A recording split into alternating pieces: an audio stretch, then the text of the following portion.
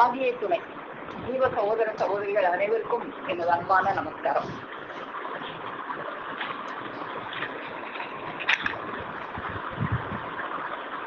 நாம் இன்னைக்கு நம்முடைய ஜீவ சகோதரி காலை மேகலாக்கு அவங்க நேற்று ஒரு வினா எழுப்பினாங்க. அதாவது நம்முடைய தெய்வமோர்கள் நமக்கு அள்ளி தந்துள்ள ஆதிமை உதய பூர்ண வேதாந்தம் குருமுராதியில உச்சரிக்கும் கால் மேலும் தலை கீழாய் ஓதும் சகா தலை வேகா காலிதுவாம் என்று நம்முடைய தெய்வமோர்கள் குருமுராதியில அறிவிக்கிறாங்க. அதுக்கப்புறம் மெய்மன ஞானம் அதுல கருத்தை விட்டகலாது துண்டத்தின் கண்டத்தின் தலை நெற்றில் காலொன்றே தலை மாறி சேர்ந்திட காணும் சௌங்கிலியந்த என்று அருள் செய்திருக்கிறார்கள். இன்னும் மெய்வழி நூலில் தஞ்சமென கேட்ட பிள்ளாய் சொல்ல கேளு தலைக்கு மேல் கால் கண்ட தலையை கேளு என்றெல்லாம் அருள் செய்திருக்கிறார்கள்.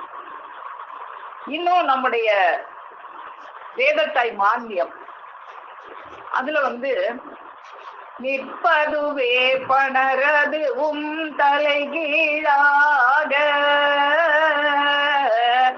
நீவிலம் பூமி வரை பாய்ந்து ஓடி என்றெல்லாம் ஏதோ ஒரு தருவானது தலைகீழாக நிற்கிறது. நிற்பதுவே பணரதுவும் தலைகீழாக பூமி வரை பாய்ந்து ஓடி.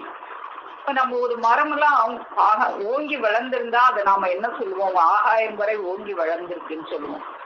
ஆனா இங்க பூமி வரை பாய்ந்து ஓடி வளர்ந்திருக்கு அப்படின்னு அருள் செய்யறாங்களே, அதை பத்தி நம்ம பேசணும்க்கா அப்படின்னு சொல்லி நேற்று நம்முடைய ஜீவ சகோதரி மேகலாக்கா கேட்டுக்கிட்டாங்க. இதெல்லாம் நம்ம ஒரு பெரிய தேவ ரகசிய செயலை நம்முடைய தெய்வமர்கள் நமக்கு அருளி தந்திருக்கிறாங்க. தேவ ரகசியங்களை எல்லாம் நம்முடைய பெருமானவர்கள் எப்படியெல்லாம் நமக்கு தந்திருக்காங்க அப்படின்னா, அவங்க ஒரு வசந்த காலங்களாக அவங்க செய்த தவங்களாக அதெல்லாம் நமக்கு கிடைக்க பெற்றிருக்கு. இல்லைன்னா இந்த வார்த்தைகள் எல்லாம் செவியிலே விழாத ஒரு இடத்துலதான் நம்ம இருந்தோம். அப்போ இந்த வார்த்தைகள் எல்லாம் நமக்கு செவியில விழுகிற மாதிரி ஒரு வசந்த காலமாக நம்ம தெய்வம் அவர்களுடைய தவத்தை நான் உன்கிட்ட அள்ளி போடுறேன் அப்படின்வாங்களே, அந்த தவத்தை எப்படி அள்ளி போடுவாங்க? இப்படித்தான் நமக்கு அவங்களுடைய பாடல்களாக அவங்களுடைய தவங்கள் நம்மளுக்கு கிடைக்க பெற்றிருக்கு. அந்த அரிய தவ பலன் நமக்கு எப்படி கிடைக்குது? உனக்கு அது எப்படி கிடைக்குது? அது கிரயம் கொடுத்து வாங்கக்கூடியதா? இன்னைக்கு கூட இப்போ ஒளிநாடாவில் தெய்வம் அவங்க அள்ளி செஞ்சாங்க. அது பணக்காரர்கள் வாங்கக்கூடியதா? அது அன்பென்னும் முதலை கொண்டு வாங்கக்கூடியது. அது எல்லார்கிட்டையும் தானே இருக்கு. ஒரு ஏழைகிட்டையும் அந்த அன்புங்கிற முதல் இருக்கே. அப்போ ஒரு பெரிய மெய் பொருளை அடையிறதுக்காக தான் இந்த மனிதனை படைச்சிருக்காங்க. அதை அடையிற அந்த ஒரு தகுதி மனுவை தவிர வேற யாருக்குமே கொடுக்கல. அதை பெறுவதற்கான ஒரு முதலையும் அவனுக்குள்ளே வச்சு படைச்சிட்டாங்க. அப்போ அந்த அன்பு வச்சுதான் தெய்வம் அவர்கள் நமக்கு இதெல்லாம் தவங்களாக நமக்கு எல்லாம் கொடுத்துட்டு போயிருக்காங்க. இது நமக்கு எப்படி கிடைச்சிச்சு? நாம ஏதாவது தேடுனோமா அந்த மெய்யை அடையணும் அப்படின்னு? நாம ஏதாவது தேடியா நமக்கு கிடைச்சிச்சு அப்படின்னா நமக்கு அது தேடி கிடைக்கல. அது ஏதோ நம்ம போன ஜென்மத்துல செஞ்ச புண்ணியமோ, நம்ம தாய் தகப்பன் செஞ்ச புண்ணியமோ நமக்கு இது கிடைச்சிருக்கு.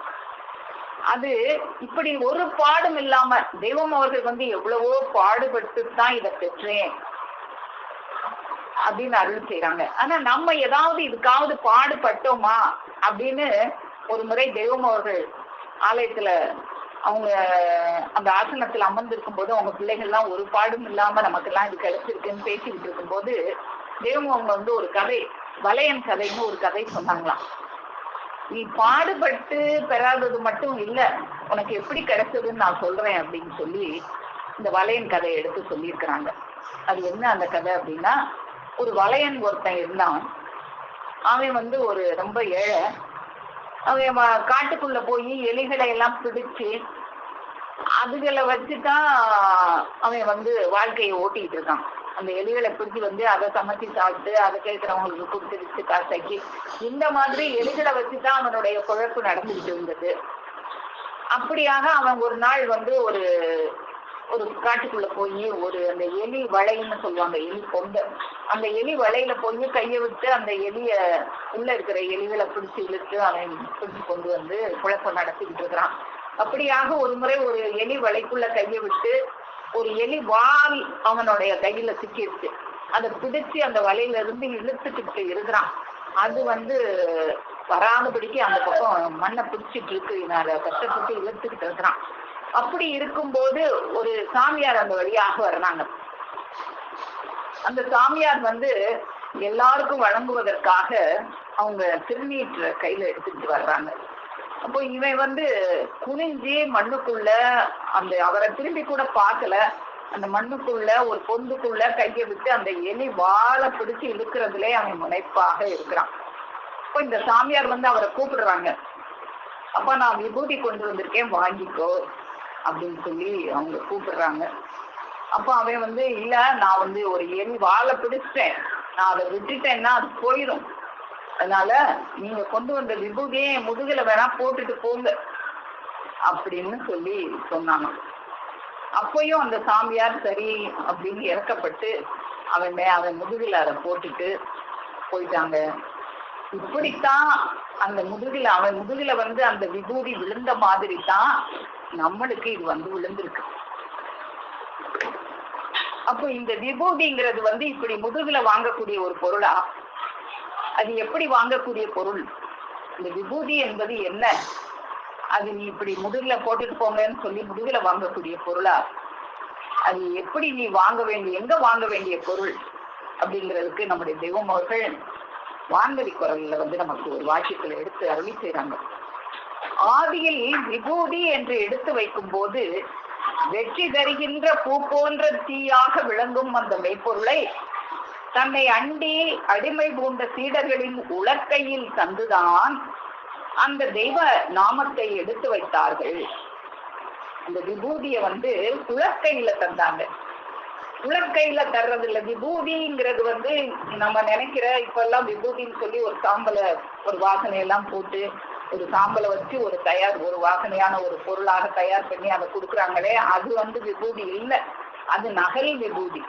அசல் விபூதி உன்னை யமன் எல்லையிலையும் வெற்றி பெற செய்யக்கூடிய, வெற்றி தருகின்ற ஒரு பூ போன்ற தீ.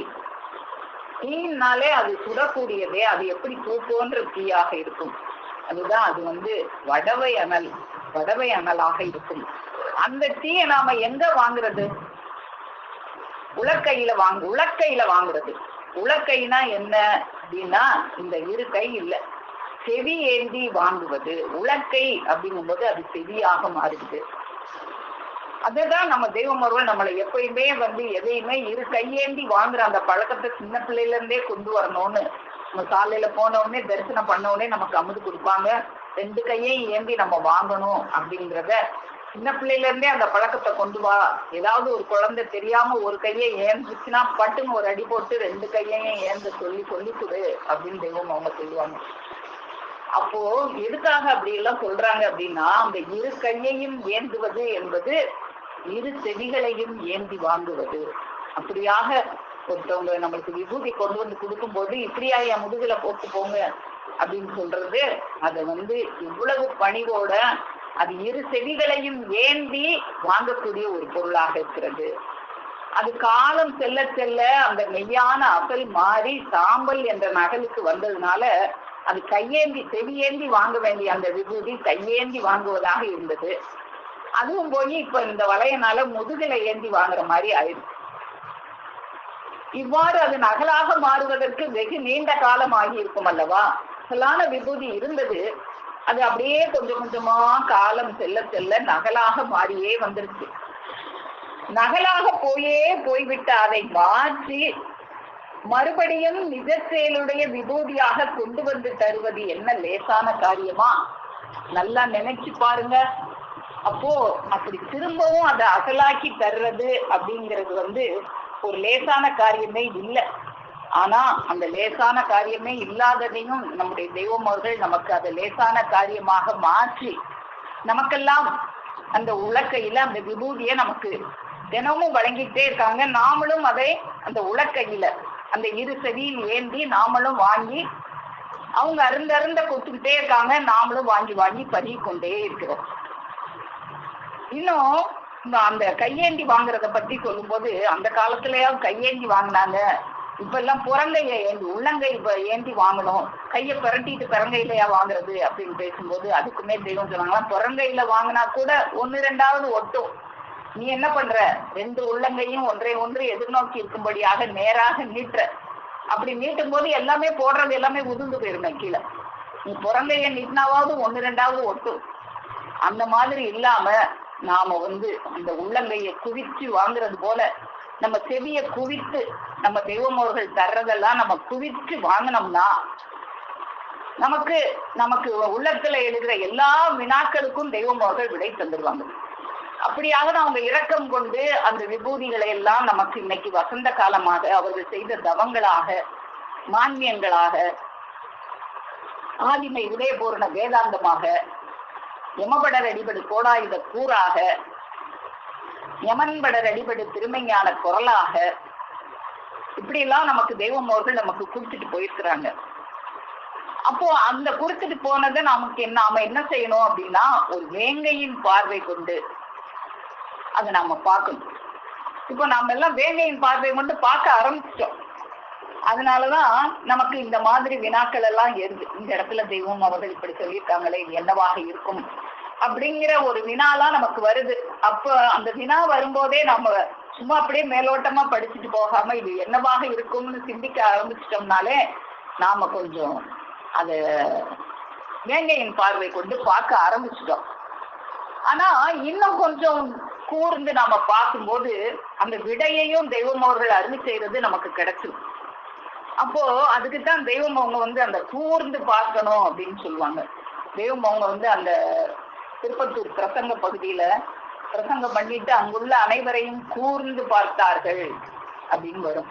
அதே போல பாட்டேற்கிறான் அவர்களும் தெய்வம் அவர்களுக்கு அந்த யோகத்தை பத்தி, வாசி யோகத்தை பத்தி, அதனால் வர்ற தீமையெல்லாம் எடுத்து சொல்லி புரியும்படி சொல்லிவிட்டு திடக்குறி நோக்காக பார்த்தார்கள். அப்போ இந்த பார்வையில கூர்ந்து பார்க்கிறது, புலிப்பார்வை, திடக்குறி நோக்கு பார்வை, அப்படியெல்லாம் பார்வை இருக்குது. இந்த பார்வை கொண்டு நம்ம பார்க்கும்போதுதான் நமக்கு இந்த கேள்விகள் இப்போ தெரிஞ்சிருக்கு. நமக்கு இன்னும் நாம கூர்ந்து பார்க்கும்போது அந்த கேள்விகளுக்குரிய விடையையும் நம்ம தெய்வம் அவர்கள் அருளி செய்யறத நாம தேடி பார்க்கும்போது நமக்கு கிடைக்கும். அப்படியாக நாம தேடி பார்ப்போம். இப்ப இந்த பாடல்ல முதல்ல பார்த்த அந்த பாடல்ல ஓதும் சாகா தலை வேகா கால். இப்போ சாகா தலை வேகா கால் அப்படின்னா என்ன அப்படின்னு நமக்கு குழம்பும். நம்ம அன்னைக்கே இந்தியே பார்த்திருக்கோம், ஒருத்தக்க புதிய ஜீவன்னா என்ன அப்படின்னு சொல்லி நம்முடைய ஜீவ சகோதரர் சிவகுமார் கேட்கும்போது அதுக்கு பக்கத்திலே இருக்கு தெய்வ மருந்தாகிய புதிய ஜீவன். அந்த மருந்துனா என்ன அப்படின்னு இன்னொரு பாடல்ல இருக்கு அப்படின்றதெல்லாம் நம்ம பார்த்திருக்கோம். அப்ப இதாகிய அது அப்படின்னு விடையை நமக்கு கொடுத்துடுறாங்க. நாம அந்த விடையை நாம தான் தேடி கண்டுபிடிச்சு எடுக்கணும். அது போல நம்முடைய தெய்வம் அவர்கள் எங்கேயாவது இந்த இதை பத்தி சாகா தலை அப்படின்றத பத்தி நமக்கு எங்கேயாவது கொடுத்துருக்காங்களா அப்படின்னு நாம பார்க்கும்போது நமக்கு ஒரு விடை கிடைக்குது. அதை நம்ம பார்ப்போம்.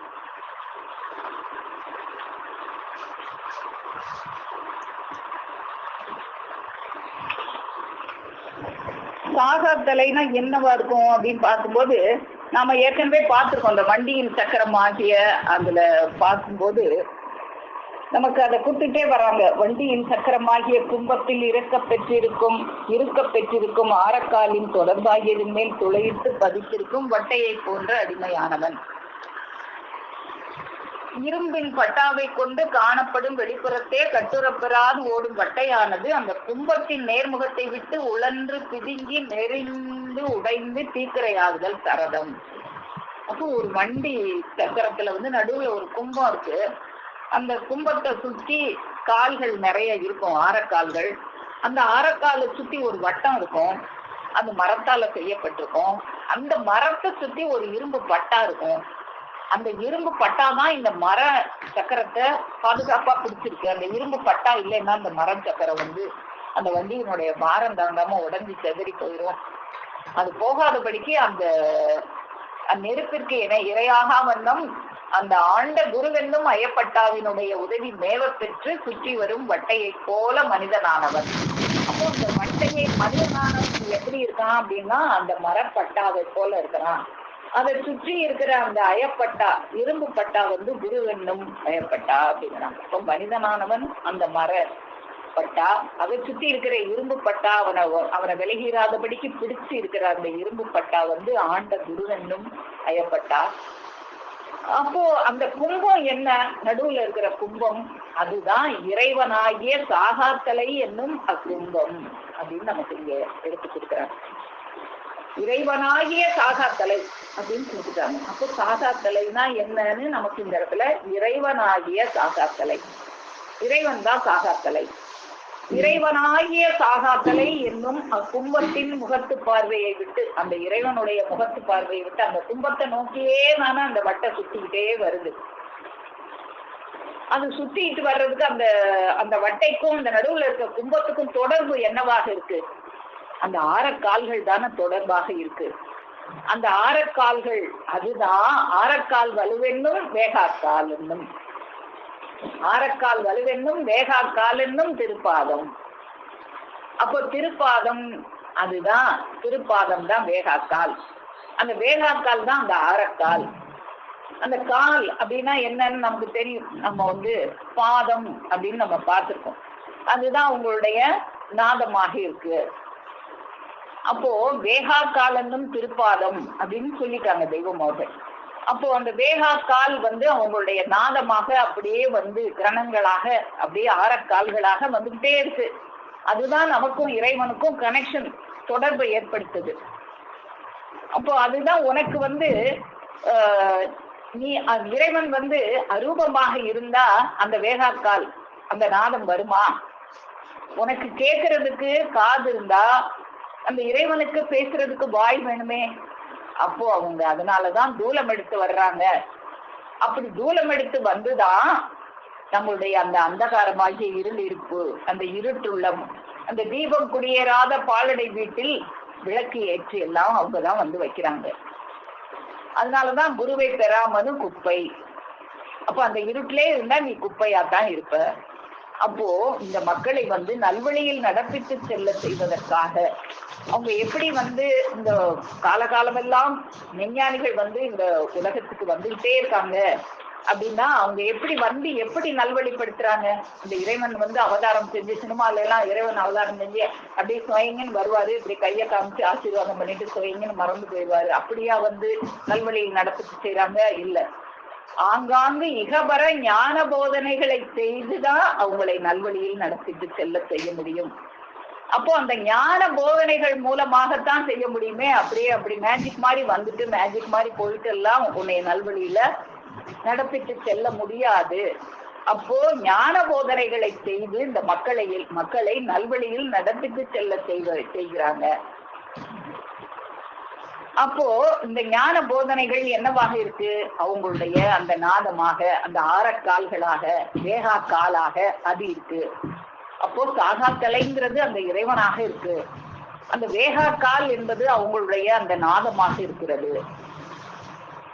அப்போ இந்த நாதமானது நம்முடைய தெய்வம் அவர்கள் அப்படியாகத்தான் அந்த தூல வடிவு எடுத்து ஞான போதனைகளை செய்து, அவங்க செய்த போதனைகள், அவங்க அன்னைக்கு தூலத்தோடு இருக்கும்போது என்னென்ன போதனைகள் செய்தாங்க, என்னென்ன தீட்சைகள் எல்லாம் செஞ்சாங்க, அவ்வளவு போதனைகளையும் அவ்வளவு தீட்சைகளையும் அவங்க ஆதிமை உதயபூர்ண வேதாந்தமாக, யமபடர் அடிபடு கோடாயுதக்கூறாக, யமன்படர் அடிபடு திருமைஞான குரலாக, வேதத்தாய் மான்மியமாக நமக்கு கொடுத்துட்டு தான் சென்றிருக்கிறாங்க. அப்போ நமக்கு அதுல இருந்துதான் நாம அதுல பார்க்கும் போதுதான் நமக்கு இந்த விடையெல்லாம் நமக்கு கிடைக்குது. இப்ப தெய்வம் அவர்கள் சொன்னாதான் நமக்கு தெரியும், இல்லைன்னா தெரியாது. இப்போ நாம அப்படி தெய்வம் அவர்கள் அந்த நமக்கு தவமாக அள்ளி போட்டு போன அந்த விபூதியில இருந்து நாம என்ன தெரிஞ்சுக்கிட்டோம்? சாகாத்தலை, இறைவனாகிய சாகாத்தலை, திருப்பாதமாகிய வேகாக்கால். கால் அப்படிங்கிறதுக்கே தமிழ்ல ஒவ்வொரு எழுத்துக்கும் ஒவ்வொரு இந்த நம்பருக்கும் ஒரு எழுத்து இருக்கும். கா அப்படின்னா 1, ஊ அப்படின்னா 2. கால் அப்படிங்கிறதுக்கு வா என்ற எழுத்தாக இருக்கும். அதுவே எதை குறிக்குது? அவங்களுடைய ஆலவாயை குறிக்குது. கால் அப்படின்னாலே அவங்க ஆலவாய், அதுதான் திருப்பாதமாக இருக்கிறது, அதுதான் வேகாக்காலாக இருக்கிறது, ஆரக்காலாக இருக்கிறது. இப்போ இது நாம இந்த சாகாத்தலை வேகாக்கால் அப்படின்னா இப்ப என்னன்னு பார்த்தோம். அடுத்து நாம பார்க்கும்போது அந்த பாடல் முழுமையா நம்ம பார்க்கும்போது அந்த நிற்பதுவே பணரும் தலைகீழாக, அது சரி, அது என்ன தலைகீழாக நிக்குது அப்படிங்கிறத நம்ம பார்க்கணும். அந்த பாடலை நாம பார்ப்போம். நிற்பதுவே பணரதுவும் தலை கீழாக, நீலமி பூமி வரை பாய்ந்து ஓடி, பொச்சாமரை கரையென்றிருக்கூடந்தா, உட்பகந்தி மரமென்று இதற்கு பேராம், கற்பகமாம் கருவிதனை கண்டாயோடா, கண்காணா விட்டாக்கால் என்னை நீ கேட்டே, சொற்பமென்று இதனை எண்ணி பேசிடாதே, துருதி முடிவான பொருள் துலங்கும் தானே. அப்போ இந்த பாடல்ல நமக்கு என்ன அருள் செய்யறாங்க தெய்வம் அவர்கள்?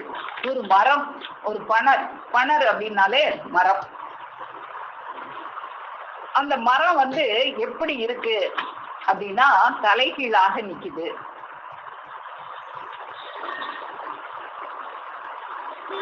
எப்படி ஓடுது? அது பூமி வரை பாய்ந்து ஓடி இருக்கு.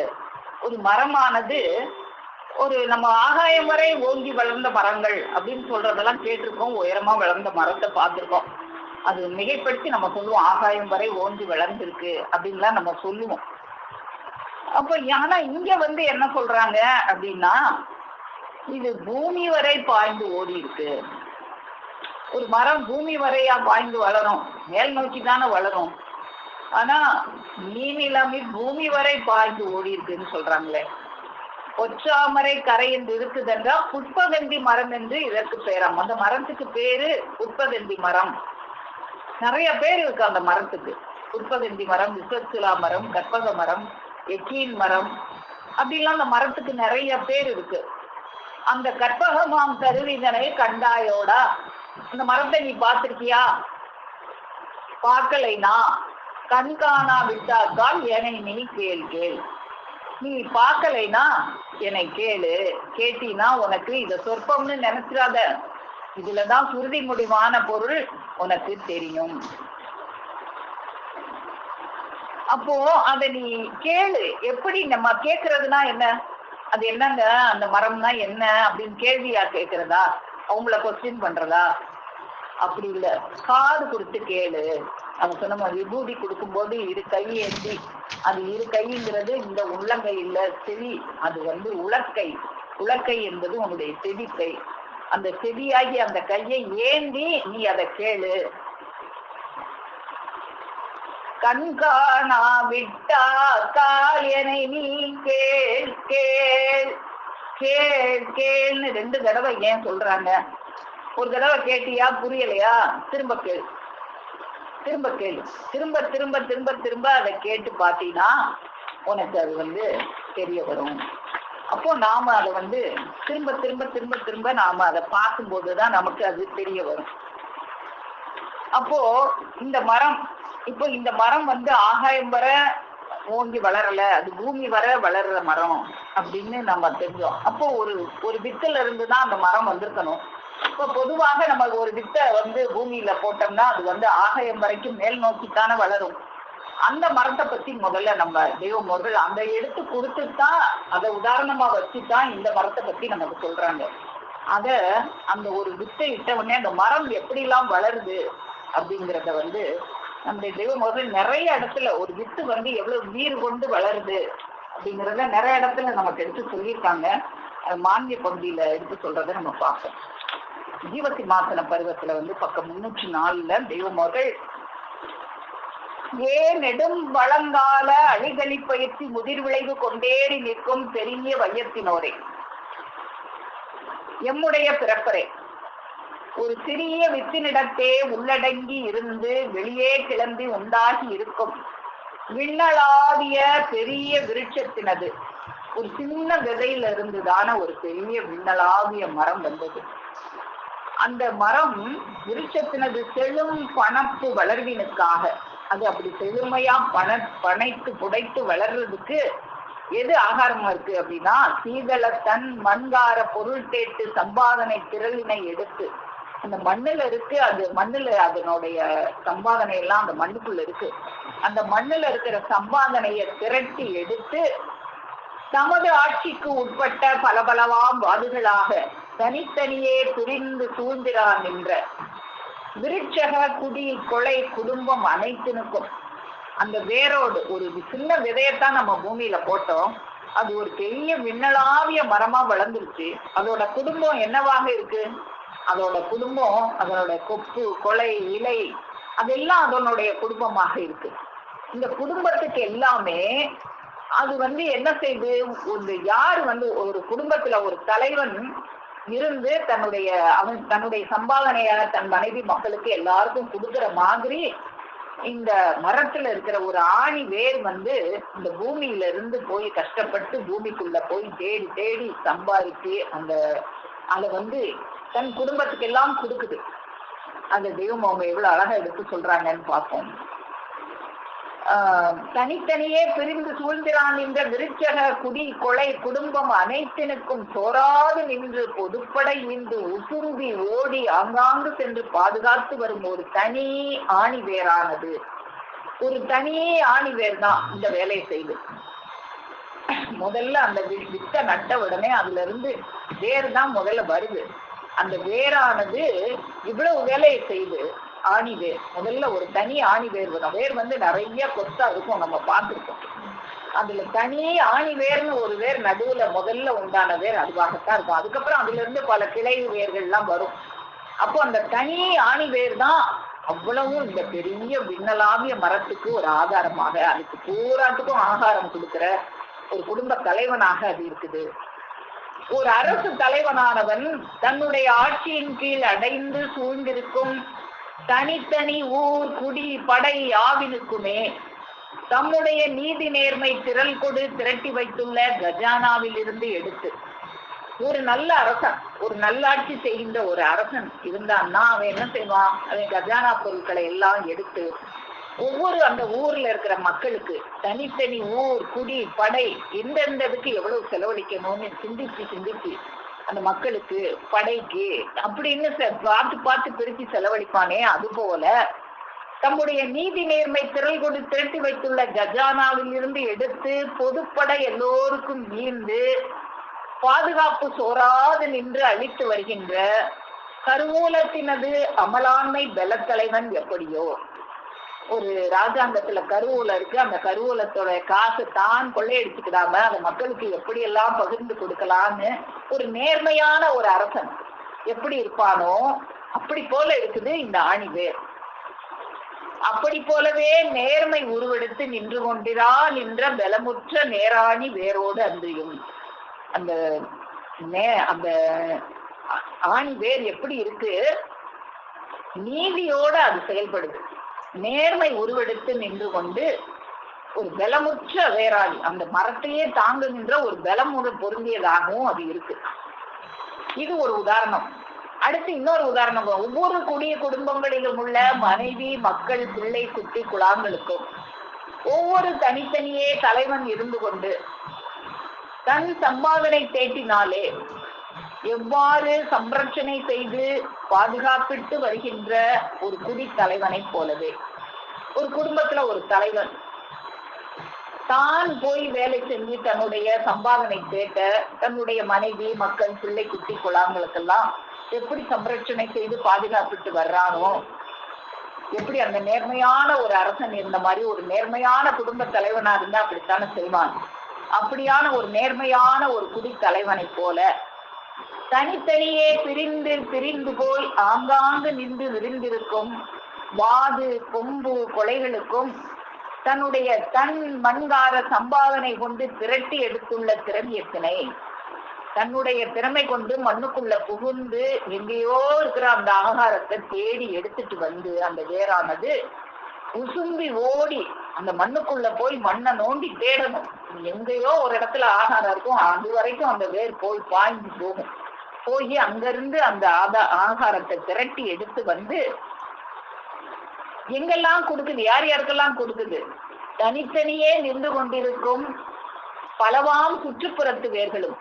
அப்போ அதுல ஒரு ஒரு வேர் பல சுற்றுப்புறத்து வேர்களை உண்டாக்கி கொள்ளுது தனக்கு உதவி செய்வதற்கு.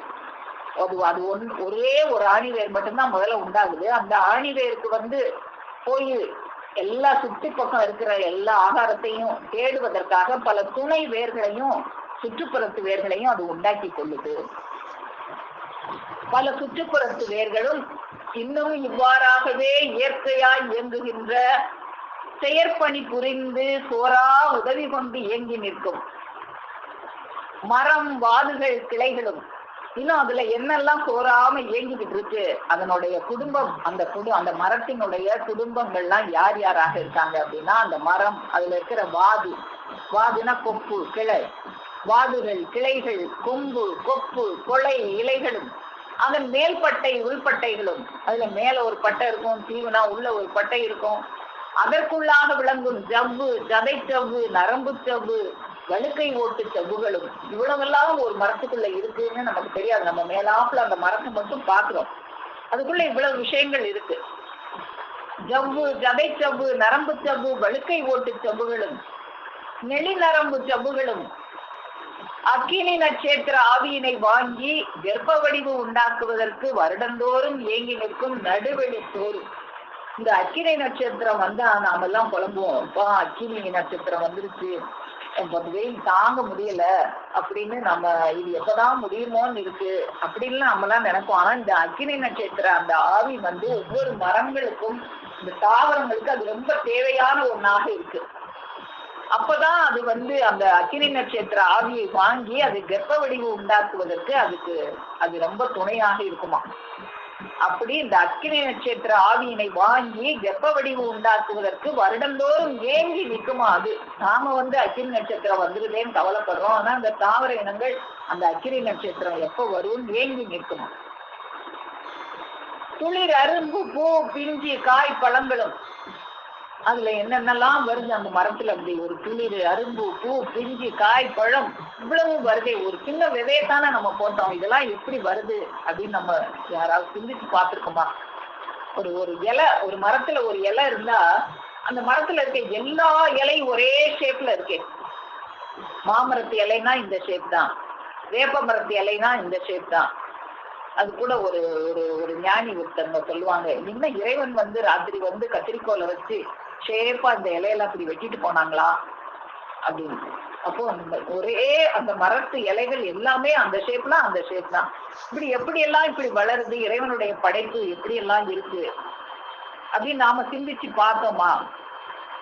இப்படி வேறு வேறான இவ்வாறு பல கோடியாக இருக்கும் பிரிவுகள் ஒவ்வொன்றிலும் வேறு வேறான நிறங்களும், அதுல என்ன ஒவ்வொரு மரத்திலையும் வேற வேற நிறங்கள், வேறு வேறு திண்ணங்கள், வேறு வேறான இலக்கங்கள், வேறு வேறு காரசாரம் கொல்லப்பட்டவை தள்ளப்பட்டவைகளும், வேறு வேறாகிய அழகின்மைகளும், வேறு வேறு இணைக்கப்பட்டவையும் தணிக்கப்பட்டவைகளும், வேறு வேறு குளிர்ச்சியும், வேறு வேறு வெப்பங்களும், இன்னும் இவை போல் உட்பிரிவுகள் அனந்தம். அதுக்குள்ள இன்னும் எவ்வளவோ உட்பிரிவுகள் இருக்கு. நமக்கு தெரியாது. நம்ம வெளியே பாக்குறது இத்தனை பிரிவுகள், இன்னும் அதுக்குள்ள என்ன மாதிரி எல்லாம் உட்பிரிவுகள் இருக்கோ நமக்கு தெரியாது. இப்படி உட்பிரிவுகள் அனந்தம் தனித்தனியே தோற்றத்தில் நிலம் முழுதும் இருந்து கொண்டு விளங்குவதாகிய அவை அனைத்தும், இது அனைத்தும் எதுக்குள்ள இருந்துச்சு? முதல்ல ஒரு சின்ன வித்துக்குள்ளதானே இருந்தது. ஒரு ஆலமரத்து விதை பார்த்தா ஆலம்பழம் பாத்தீங்கன்னாலே ஒரு இழந்த பழம் அளவுக்கு தான் குட்டியா இருக்கும். அதுக்குள்ள பாத்தீங்கன்னா கசகசாவை விட பொடியா ரவை மாதிரி சின்ன சின்ன கசகசா விதைகள் மாதிரி இருக்கும். அதுல ஒரு சின்ன ஒரு ரவை அளவுக்கு, ரவையை விட பொடியான ஒரு சின்ன அணுவுக்குள்ளதான் இவ்வளவு பெரிய ஆலமரம் அடங்கி இருந்தது. அப்படி அவை அனைத்தும் மேலே கூறி வந்துள்ள ஒரு சிறிய வித்தினுக்குள்ளே, அந்த சிறிய வித்துக்குள்ள எப்படி இவ்வளவு பெரிய ஆலமரம் அடங்கி இருந்துச்சு? இப்போ நமக்கு அந்த மரம் வெளியே வந்தா பிறகுதான் நமக்கு தெரியுது கண்ணுக்கு. ஆனா ஞானிகள் கண்ணுக்கு அந்த விதையை பார்க்கும் போதே அதுக்குள்ள இருக்கிற மரம் தெரியும். அப்போ அந்த ஒரு சிறிய வித்தினுக்குள்ளே, மேலே கூறி வந்துள்ள ஒரு சிறிய வித்தினுக்குள்ளே விலகி விலகி வெளிவிட்டு வெளிவிட்டு வளைந்தும் நெளிந்து நெளிந்தும் நேர்கொண்டும் கூர்கொண்டும் அதன் உருமாறியும் நிறமாறியும் ருசி மாறி கனம் மாறி அதன் இனமும் மாறி, அப்படி ஒன்னொன்னு மாறி மாறி வருதே. முதல்ல ஒரு மாங்காயா ஒரு மாம்பூவா விடுது. அந்த பூவெடுத்து தின்னு பாத்தீங்கன்னா துவப்பு. அதுக்கப்புறம் அது அப்படியே பிஞ்சாகுது. அப்புறம் காயாகுது. அந்த காயை எடுத்து தின்னு பார்த்தா புளிக்கும். அது அப்படியே பழுக்க விட்டுட்டு அதுக்கப்புறம் இனிக்குது. எப்படி துவர்ப்பா இருந்தது புளிப்பா மாறி அப்புறம் இனிப்பா மாறுது. அப்போ அப்படி ருசி மாறி அதனுடைய உருமாறி நிறம் மாறி கனம் மாறி அதன் இனமும் மாறி சுருண்டு திரண்டு மிக நுணுகி சிறுத்து இருந்து கொண்டிருக்கின்ற அது யாவருக்கும் எட்டப்படாத ஒரு தூரத்தில் இருக்கின்றது உள்ளே. இது நம்ம அறிவுக்கு எட்டப்படாத ஒரு செயலா இருக்கு. எப்படி இந்த ஒரு சின்ன விதைக்குள்ள இவ்வளவு வந்துச்சு? அது நம்ம அறிவுக்கு எட்டப்படாத ஒரு விஷயமா இருக்கு. நாம் மேலே கூறி வந்துள்ள பொருட்கள் பூராவையும், ஆனா நம்ம அறிவுக்கு எட்டப்படாததுனால அந்த விதைக்குள்ள இவ்வளவும் இல்லைன்னு அர்த்தமா? ஒரு சின்ன கசகசா போன்ற விதைக்குள்ள பெரிய ஆலமரம் இருக்கு அப்படின்னா எங்க இருக்கு அப்படின்னு கேட்டீங்கன்னா அது இருக்கே. அதனாலதானே வெளியே வருது. அதுக்குள்ள இருந்துதானே வெளியே வருது. மேலே கூறி வந்துள்ள பொருட்கள் பூராவையும் நிஜமாகவே வெளியாக்குவதற்கு உள்ளடக்கி கொண்டு வைத்திருப்பதனாலேதான் அது ஒரு சின்ன சொரூபமாக இருந்தாலும் பல தத்துவங்கள் கொண்டிருப்பதனாலேதான் அதனை வித்து என்னும் நாமம் கொண்டிருக்கிறது. அப்படி அந்த வித்துன்னு அதுக்கு ஏன் பேர் வந்துச்சு அப்படின்னா, அது இவ்வளவு ஒரு பெரிய தத்துவங்களை எல்லாம் உள்ளடக்கி வச்சிருக்கிறதுனாலதான் அதுக்கு அந்த வித்து அப்படிங்கிற ஒரு நாமம் வந்தது. இவ்வளவு பெரிய இந்த குடும்பமும் அந்த சிறிய வித்துக்குள்ளதானே அடங்கி இருந்தது. இத்தனையும் இந்த வாது கொம்பு தொலை இலை தளிர் பூ பிஞ்சு எல்லாத்தையும் தனக்குள்ளாகதான் வச்சிருந்தது. இப்படி பல தத்துவங்களை தனக்குள்ள வைத்திருந்ததுனாலதான் அதுக்கு பேர் வித்து. இப்போ இந்த வித்தனை பற்றி நம்மளுக்கு ஓரளவுக்கு தெரியும். இந்த வித்து ஒரு மர வித்து. நம்ம நிறைய வித்து விதைகள் பார்த்திருக்கோம்.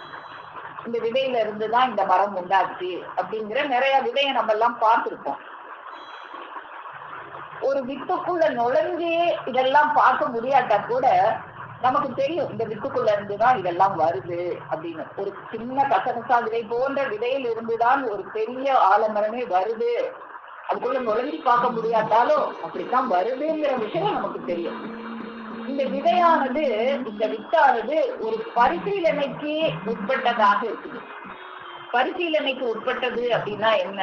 அரூபமாக இல்ல, ரூபத்துலதான் இருக்கு. இப்ப அரூபத்துல விதை இருந்துச்சுன்னா நம்ம கண்ணுக்கு தெரியுமான்னா தெரியாது. ஆனா ரூபத்துல இருந்தா நமக்கு தெரியும். அதுதான் பரிசீலனைக்கு உட்பட்டது. என்னென்ன பரிசீலனைக்கு உட்பட்டது அந்த விதை அப்படின்னா, அது 4 பரிசீலனைக்கு உட்பட்டது. என்ன பரிசீலனை? 4 பரிசீலனை அப்படின்னு பார்க்கும்போது, கண், உணர்வு, வாய், கந்தம் அப்படிங்கிற ஒரு 4 பரிசீலனைக்கு உட்பட்டதாக இந்த விதை இருக்கிறது. அப்படின்னா என்ன? கண்ணு பரிசீலித்து பார்க்க முடியும். கண்ணால பார்க்கும்போது அந்த விதை கண்ணுக்கு தெரியும். அரூபத்துல இல்ல, அது ரூபத்துலதான் இருக்கு. சின்ன கசகசா விதை போன்ற இருந்தாலும் நம்ம கண்ணுக்கு தெரியுது. உணர்வு.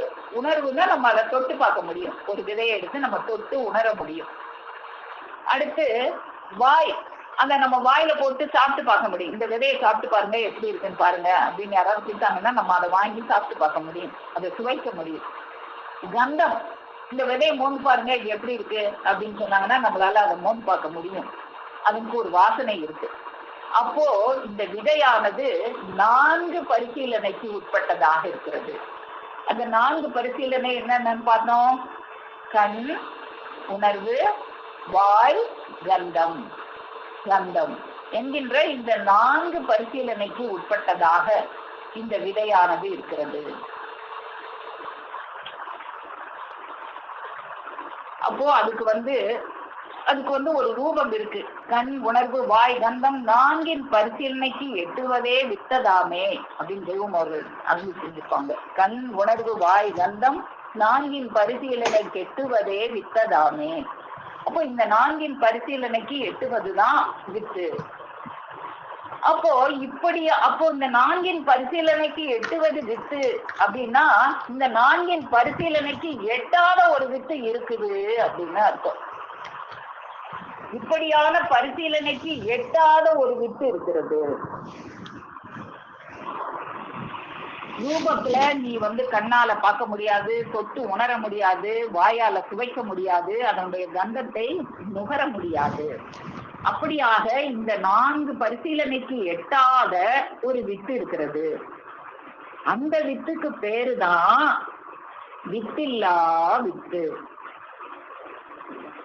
பரிசீலனைக்கு எட்டாததோர் மூலத்திற்கு பாரினில் வித்தில்லா வித்து என்றதாகும். கண், உணர்வு, வாய், கந்தம் 4 பரிசீலனைக்கு எட்டுவது வித்ததாகும்.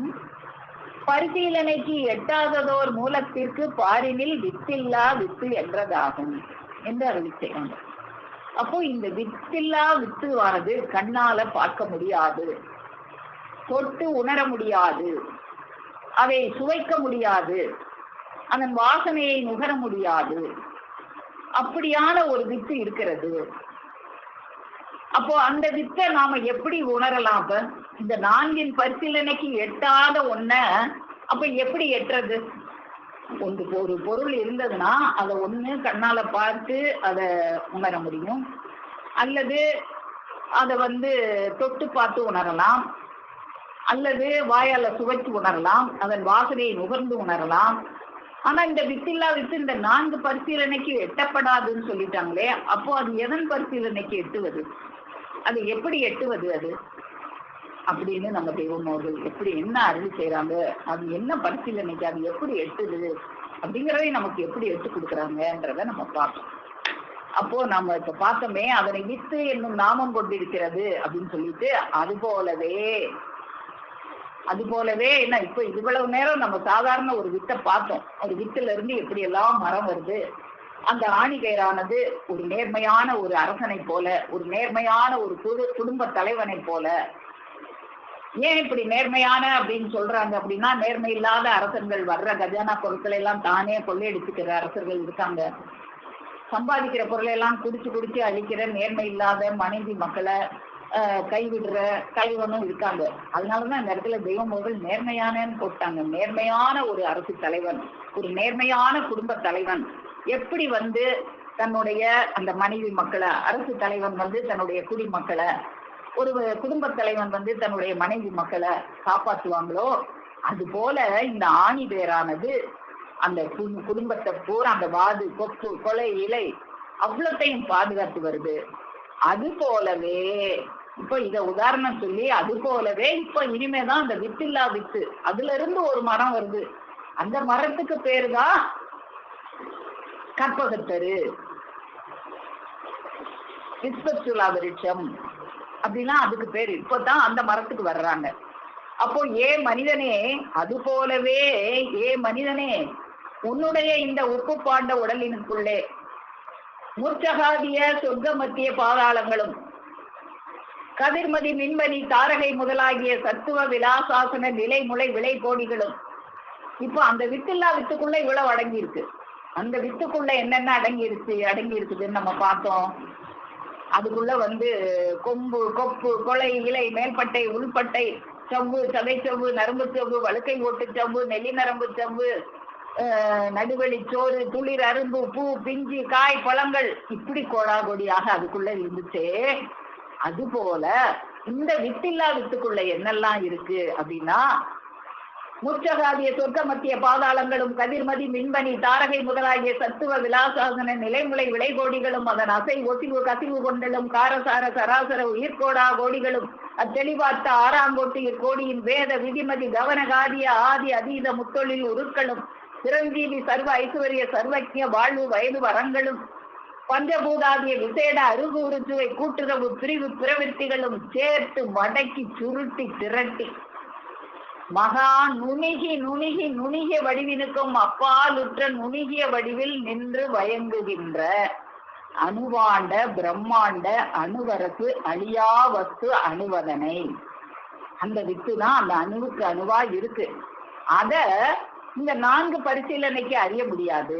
ஆனா எப்படி அறிய முடியும்னு இந்த இடத்துல நமக்கு சொல்றாங்க. வாடாத ஓரெறிவாய் பாயும் முனைக்கூறாகிய மனக்கண் கொண்டன்றி, இந்த கண்ணால நீ பார்க்க முடியாது, ஆனா மனக்கண்ணுல அதை பார்க்கலாம்.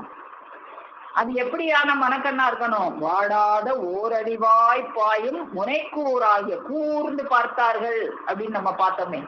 ஓரறிவா இரு, ஓ அறிவை பல வழியிலையும் சிதறடிக்காத, எண்ணம்பல கோடியதாய் விரிந்தே மண்ணும்பல உயிர்கள் எல்லாம் நம்ம வாயின்னு நீ எண்ணத்தெல்லாம் சிதறடிக்காத, நம்ம வாயில போய் எமை வாயில போய் புகுந்துராத. உன் அறிவை ஓரறிவாய் பாய்ச்சி முனை கூர்மையான அறிவாக வச்சு கூர்ந்து பாரு. அது எந்த கண்ணால பாரு? இந்த ஊனக்கண்ணால பார்க்காத, மனக்கண்ணால பாரு. முனைக்கூறாகிய மனக்கண் கொண்டன்றி, அதுக்கும் அடுத்து அதாவது மனக்கண்ணுனா என்னன்னு நம்ம யோசிப்போமே, அதுக்காக அதாவது அகக்கண் கொண்டு விளங்குவதன்றி. அப்போ அந்த மனக்கண்ணுனா என்ன? அது அகக்கண். அகக்கண் கொண்டு விளங்குவதன்றி ஈசரன பெயர்படுத்தவர்க்கும் எட்டி அறிய முடியாததாகிய இந்த அகக்கண் கொண்டுதான் நீ அதை அறிய முடியும். ஈசர்னு பெயர் படைச்சிருந்தா கூட, ஈசர் என்று பெயர் படைத்தாருக்கும், ஈசருக்கும்னு சொல்லல தெய்வம். அவங்க ஈசரன பெயர் படைச்சவங்க யாரு? நம்ம தான். மனு ஈசர்னு பெயர் வச்சுட்டாங்களே, மனு ஈசரன பெயர் படைத்து வச்சிருந்தாலும் நீ அகக்கண் கொண்டுதான் அதை பார்க்க முடியும். ஈசரன பெயர் படைத்தாருக்கும் எட்டி அறிய முடியாததாகிய அவ்வணுவடிவு வஸ்துவினுக்குள்ளே அடக்கப்பெற்று வைத்துக் கொண்டிருக்கும். அதுக்குள்ள என்னவெல்லாம் அடக்கப்பெற்று வைத்துக் கொண்டிருக்கு அப்படின்னு நமக்கு அருளி செய்யறாங்க. அதுக்கு என்னவெல்லாம் அடக்கப்பெற்று இருக்கு, அந்த மரத்துக்குள்ள அந்த விதைக்குள்ள என்னென்ன இருக்குன்னு நம்ம பார்த்தோமே. அது போல இந்த விதைக்குள்ள, இந்த வித்தில்லா வித்துக்குள்ள என்னெல்லாம் அடக்கப்பெற்றிருக்குன்னா, சொற்கடங்கா வளைஞ்சிருந்து, சொல்லுக்கு அடங்காது, சொல்ல முடியாது. அதை சொல்லிட்டோம், இது சொல்ல முடியாது.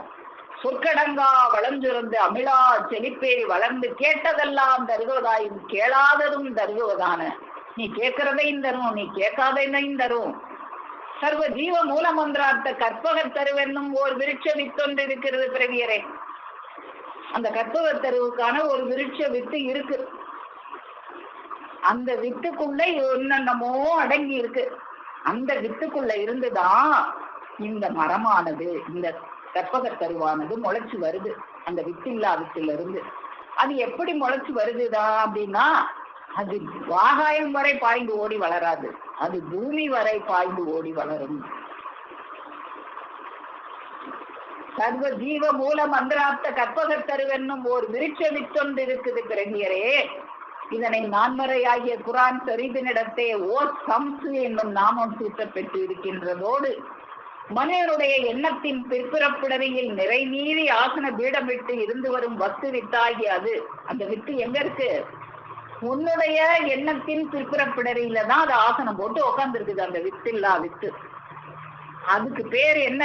கொடி சூரிய பிரகாச அதி அரசு கிரண மாலியாயும் பிரம்மஸ்வரூப இதயமேறுகிரி அரசு தவசு மாலாயும் சுத்தா வித்தித்து வித்தான முத்து ஒத்தை உருவாயும் அணுவினுக்கு அணுவாகவும் அகண்டம் அனைத்தினுக்கும் அதனை விழுங்கிவிடும் அகண்டமாயும் நிலையுடன் நின்று விளங்கும் அம்மகான்ய மகத்துவ வித்தினை இங்கே நான் எழுதாத எழுத்து என்று இருக்கின்றேன். எழுதாத எழுத்து, வித்தில்லா வித்து, ஓதாமல் ஓதுவது அப்படின்லாம் சொன்னா அதுக்கெல்லாம் அந்த வித்துக்கு, அந்த வித்தில்லா வித்துக்கு தான், உனக்குள்ளாக இருக்கிற அந்த வித்துக்கு தான் இந்த பேரு. ஓதாமல் ஓதும் வேதமதென்றும் கூறுவோம். மற்றும் அதனையே வித்தில்லா வித்து என்று வைப்போம் பிறவியரே. இந்த வித்துல இருந்துதான் அந்த கற்பகத்தரு முளைச்சி வருது.